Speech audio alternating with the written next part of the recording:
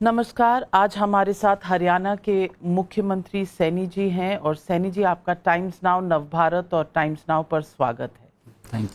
Thank you. सबसे पहले तो मैं आपसे पूछना चाहूंगी कि आपको 2 साल से अधिक का कार्यकाल आपका हो गया, सबसे बड़ी उपलब्धि आप अपनी क्या मानते हैं? देखिए नवितिका जी, क्योंकि 1.5 साल का कार्यकाल पूरा हुआ है, लगभग 1.5 साल, और 1.5 साल के अंदर हमने अपना जो संकल्प पत्र था, संकल्प पत्र के अंदर हमने 217 संकल्प लिए थे और बड़े महत्वपूर्ण संकल्प थे उसमें, जिसमें से हमने 63 संकल्पों को पूरा कर दिया है।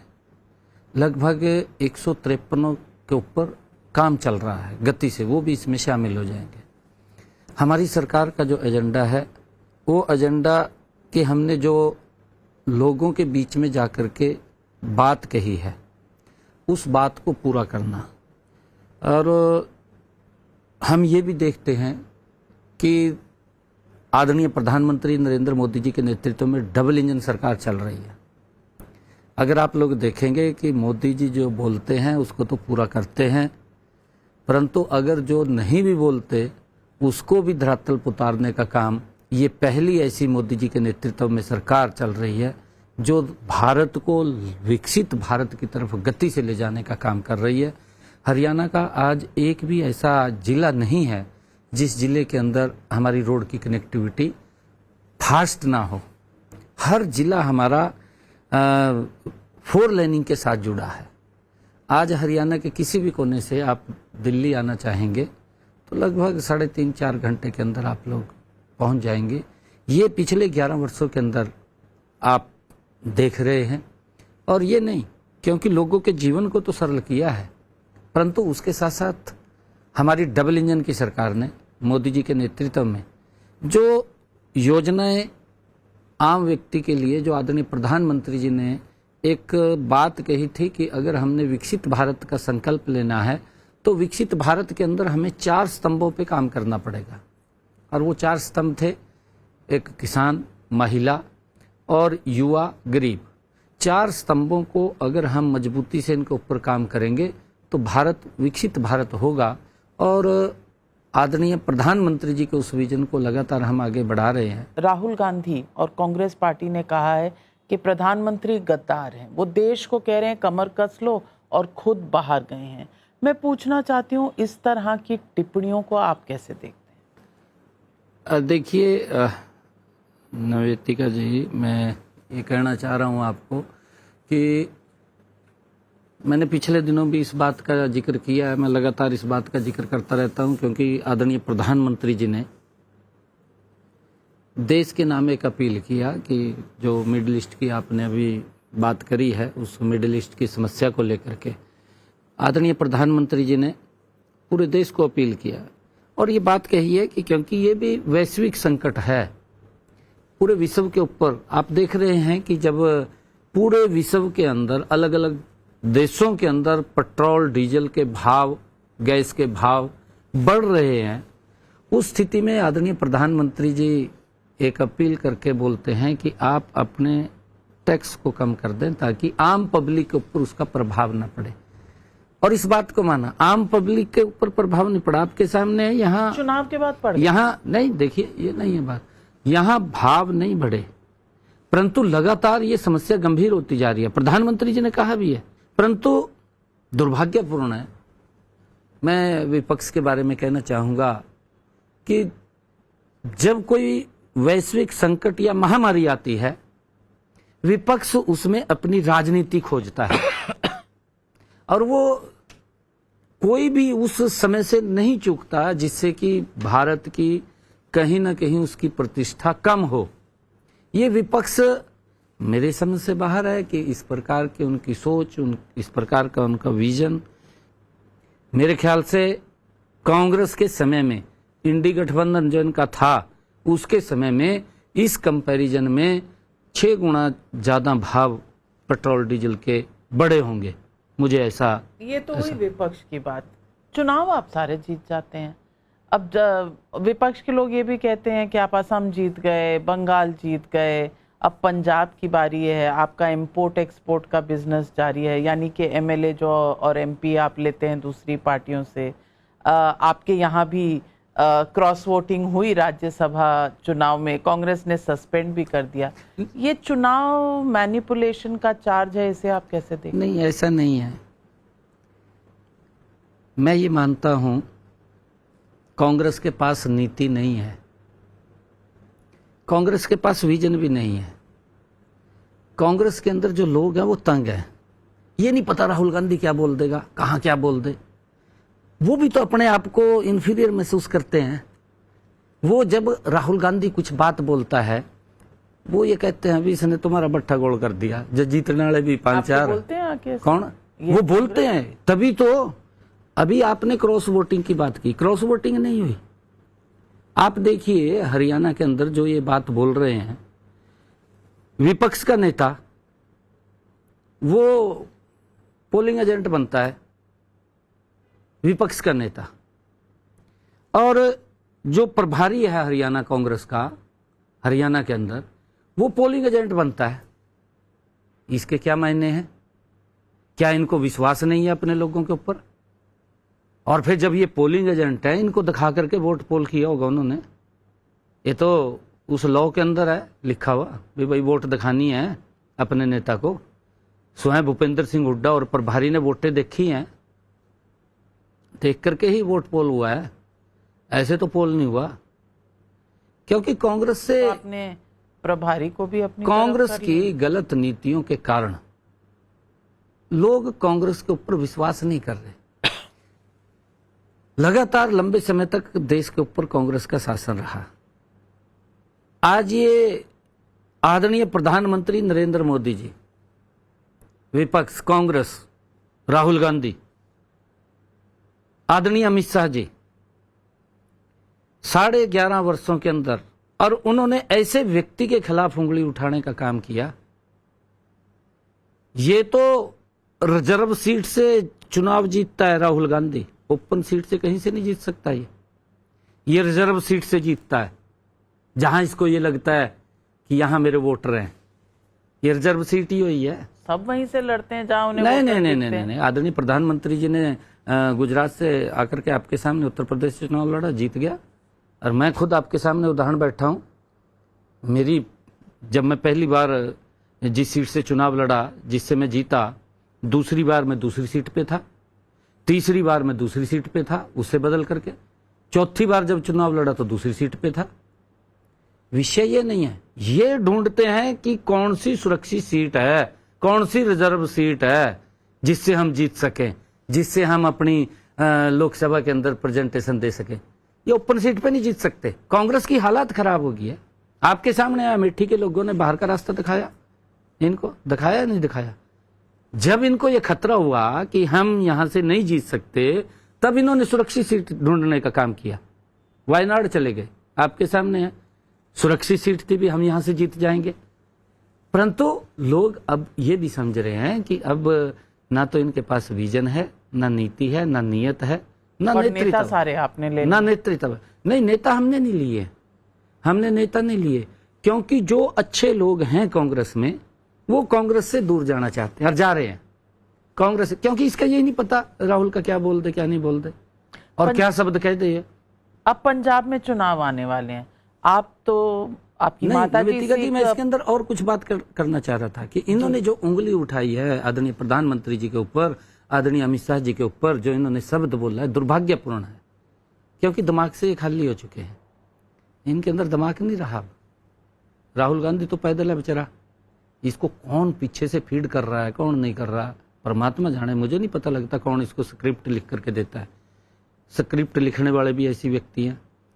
किस विचारधारा के ऊपर ये चल रहा है आपके सामने है।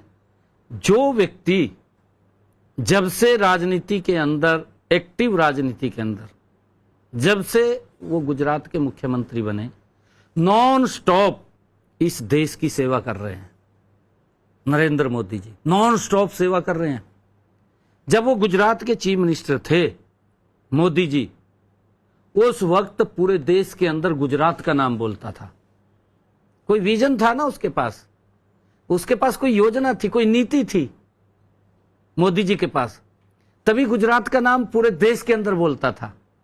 इनको चिढ़ होती थी, इनको चिढ़ होती थी कि क्यों बोल रहा है, परंतु मोदी जी ने काम किया है। और जब से देश के प्रधानमंत्री नरेंद्र मोदी जी प्रधान सेवक के रूप में जिम्मेवारी मिली, आज पूरी दुनिया के अंदर भारत का नाम गूंज रहा है। गूंज रहा ना गूंज रहा हो तो बताओ मेरे को। यही पीड़ा कांग्रेस को है। कांग्रेस कहीं नजदीक भी नहीं है। आदरणीय अमित शाह जी ने, जिन्होंने इनके ऊपर उंगली उठाई है, देश कभी इनको माफ नहीं करेगा। आने वाले 2029 के चुनाव के अंदर कांग्रेस जीरो होगी। मैं आज आपके बीच में कह रहा हूं, इनको कोई सीट दूर दूर तक कहीं रिजर्व 1-2 सीट आ जाए, जहां से इनकी रिजर्व सीट है, जैसे वायनाड रिजर्व सीट है इनकी, वहां से 1-2 कोई सीट आ जाए, परंतु मुझे नहीं लगता आने वाले समय के अंदर इनकी कोई सीट दिखाई देगी, क्योंकि झूठ का सहारा लेते हैं, झूठ बोलते हैं। आदरणीय अमित शाह जी ने आपके सामने है कि जो नक्सलाइट इनके समय के अंदर भरपूर फल फूल रहा था, लोगों के अंदर भय था, विकास को रोका हुआ था, नक्सलाइट को खत्म करने का काम वो अमित शाह जी आदरणीय मोदी जी ने किया। वहां के लोगों को सुरक्षित किया, विकास की गति के अंदर उनको शामिल किया। आज आप देख रहे हैं उस क्षेत्र के अंदर क्या विकास हो रहा है। जम्मू कश्मीर आपके सामने है। धारा 370 कितने लंबे समय से पूरा देश आतंकवाद से ग्रसित था। परिवार का सदस्य अगर कोई बाहर निकलता था, पूरे परिवार को चिंता होती थी कि ये सुरक्षित आ जाए बाहर। आपके सामने बसों में बम फटते थे, ट्रेन में फटते थे, आपके सामने भीड़ भाड़ के इलाके में फट जाते थे, परंतु इनको चिंता नहीं थी। चिंता इनके समय के अंदर क्या स्थिति थी, उसको रोकने का काम नरेंद्र मोदी और अमित शाह जी ने किया। बोडो का आपके सामने है। देश को किस प्रकार से आदरणीय नरेंद्र मोदी जी, अमित शाह जी ने सुरक्षित, मजबूत करने का काम अपने इन कार्यकाल में किया है, और जिन लोगों ने इस भाषा का शब्द किया है, देश उनको माफ नहीं करेगा। आज मोदी जी के नेतृत्व के अंदर देश का गरीब व्यक्ति, आज उसके चेहरे पर मुस्कान है। कोई छोटी बात नहीं है निवेदिका जी, मैं बताना चाहूंगा कि एक गरीब व्यक्ति को, उसको इलाज का अधिकार मिल गया, उसको चिंता नहीं है। कांग्रेस की सरकार 2014 से पहले थी इंडी गठबंधन की, एक गरीब व्यक्ति इलाज नहीं करा सकता था अगर उसको ये पता चल जाता था कि उसको कोई गंभीर बीमारी है, पैसे के अभाव के कारण इलाज नहीं करा पाता था। आज उसको चिंता नहीं, गरीब व्यक्ति को सर ऊंचा करके किसी की तरफ हाथ फैलाने की जरूरत नहीं है, अच्छे हॉस्पिटल में जाकर के अपना इलाज करा लेता है। मैं अगर हरियाणा की बात करूं, आयुष्मान और चिरायु योजना के तहत हरियाणा के अंदर हमने 1.5 करोड़ लोगों का रजिस्ट्रेशन किया। हरियाणा के अंदर 27 लाख लोगों ने इस योजना के तहत इलाज कराया। 4000 करोड़ रुपया डबल इंजन सरकार ने उनके इलाज का देने का काम किया। आज गरीब व्यक्ति को चिंता नहीं है कि उसके इलाज के लिए पैसा कहां से आएगा। ये व्यवस्था नरेंद्र मोदी जी ने की है। गरीब व्यक्ति को किस प्रकार से सशक्त और मजबूत किया है। आदरणीय प्रधानमंत्री जी ने इन 11.5 वर्षों के अंदर 25 करोड़ लोगों को गरीबी रेखा से बाहर किया है। ये तो बता देना, 50, 55, 60 साल ये सत्ता के अंदर रहे, पूरा परिवार रहा, ये आम व्यक्ति को गरीबी के नीचे पहुंचाने का काम कांग्रेस ने किया है। गरीब व्यक्ति का तो हालत खराब कर दिया। एक इतनी बड़ी खाई इनके कार्यकाल के अंदर अमीर और गरीब के अंदर पड़ी थी, जिसको भरना बड़ा मुश्किल हो गया था। 11.5 वर्षों में आदरणीय मोदी जी ने उस खाई को भरने का काम कर रहे हैं, ताकि समानता का जो आदरणीय प्रधानमंत्री जी का एक मंत्र है, सबका साथ, सबका विकास, सबका विश्वास और सबका प्रयास, आदरणीय प्रधानमंत्री जी ने कहा है और उसको लेकर के काम कर रहे हैं। इन्होंने ये समय समय के ऊपर, राहुल गांधी हो, कांग्रेस के नेता हो, इन्होंने कोई कोर कसर नहीं छोड़ी। समय समय के ऊपर क्या आदरणीय प्रधानमंत्री मोदी जी के प्रति उस संवैधानिक संस्था को भी, जो लोकतंत्र लोगों के द्वारा चुना गया वो व्यक्ति वहां बैठा है, इन्होंने भारत, ये मोदी का अपमान नहीं है, भारत के लोगों का अपमान कांग्रेस पार्टी कर रही है। इसको कभी कोई माफ नहीं करेगा। लेकिन समय समय पर चुनाव होते हैं, पंजाब में भी चुनाव आ रहे हैं, वहाँ बीजेपी का कोई बोलबाला नहीं है। आम आदमी पार्टी वर्सेस कांग्रेस की लड़ाई है। आपकी माताजी सिख हैं, आप पंजाब के चुनाव में ज़रूर रुचि रखते होंगे और किसानों का मुद्दा कितना बड़ा होगा, हमने किसानों का आंदोलन भी देखा है। पंजाब के चुनाव को आप कैसे देख रहे हैं? देखिए नमितिका जी, मैं आपको बताना चाहूँगा, पंजाब और हरियाणा एक ही सूबा सी। मैं कई बार इस गल की चर्चा करता कि पंजाब ते हरियाणा एक ही सूबा सी, पूरा पंजाब सी। 1 नवंबर 1966 ਨੂੰ 80 अलग हुए ने, दो भरा ने, एक अलग हो गया, दोनों भरा अलग होए सी, परंतु अज भी साडा छत एक ही है। साडी कैपिटल भी एक है, साडी कैपिटल भी एक है, साडी छत भी एक ही है, साडा बेड़ा भी एक ही है अज भी। परंतु ਜਿਹੜੇ ਰਾਜਨੀਤਿਕ ਦਲ ਨੇ ਉਹਨਾਂ ਨੇ ਆਪਣੀ ਰਾਜਨੀਤਿਕ ਸਵਾਰਥ ਸਿੱਧੀ ਦੇ ਲਈ ਲੋਕਾਂ ਦੇ ਵਿੱਚ ਜਿਹੜੀਆਂ ਗੱਲਾਂ ਕੀਤੀਆਂ ਨੇ ਉਹਦੇ ਕਾਰਨ ਬੜੇ ਡਿਫਰੈਂਸਿਸ ਆਏ ਨੇ। ਅੱਜ ਲੋਕੀ ਪੰਜਾਬ ਦੇ ਸਮਝ ਰਹੇ ਨੇ, ਲੋਕੀ ਅੰਤਰ ਵੇਖ ਰਹੇ ਨੇ। ਪੰਜਾਬ ਜਿਹੜਾ ਇੱਕ ਖੁਸ਼ਹਾਲ ਪੰਜਾਬ ਸੀ, ਅੱਜ ਪੰਜਾਬ ਦੀ ਕੀ ਹਾਲਤ ਇਹਨਾਂ ਨੇ ਕੀਤੀ ਹੈ ਆਪਣੇ ਰਾਜਨੀਤਿਕ ਸਵਾਰਥ ਦੇ ਲਈ। उन्होंने पंजाब नूं पिछे करने का काम, चाहे वह कांग्रेस पार्टी होए, चाहे आम आदमी पार्टी की सरकार होए।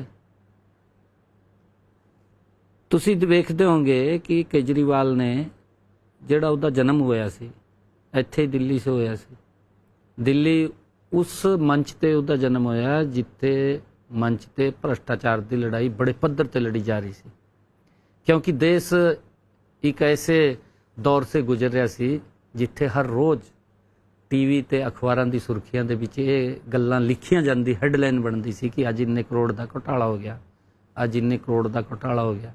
हर रोज़ देश के लोगों की चिंता नहीं की जाती सी, हर रोज़ घोटालियां दी खबरां असीं पढ़ते सी। उस मंच ते केजरीवाल का जन्म होया सी। केजरीवाल ने बड़े वायदे किए सी लोगों नूं, बड़ा, क्योंकि दिल्ली दे विच उन्हें उस स्टेज ते इदा जन्म होया सी, इन्हें अलग अपनी एक दल खड़ा कर दिता और दल खड़ा करके कहने लगा कि असी बड़े ईमानदार हाँ, मैं कट्टर ईमानदार हाँ, मैं कोई वाहन भी नहीं, कोई गाड़ी नहीं लूँगा, कोई सिक्योरिटी नहीं लूँगा, कोई घर नहीं लूँगा, मकान नहीं लूँगा। ये गल्लां सारियां कीती गई ने। मंच ते केजरीवाल ने भी गल्लां कीतियां दिल्ली के लोगों के सामने कि मैं अपने बच्चों की कसम खांदा कि कांग्रेस पार्टी बड़ी भ्रष्टाचारी पार्टी है, मैं इसदे नाल कोई समझौता नहीं करता। ये कही गई गल्लां आप दे सामने सारी रीलां आंदियां ने सोशल मीडिया ते, परंतु की होया? केजरीवाल, साडे एक कहावत है, बजुर्ग बोलते सी कि हाथी दे दांत वो खाने दे कुछ होर होंदे, दिखाने दे कुछ होर होंदे। सैनी जी, हमारे साथ जुड़ने के लिए और बात करने के लिए बहुत बहुत धन्यवाद। सवाल कई और हैं, लेकिन सवालों के जवाब लेने के लिए उम्मीद करती हूँ फिर से आप समय देंगे और फिर हम यूं ही पूछेंगे। Thank you. नमस्कार।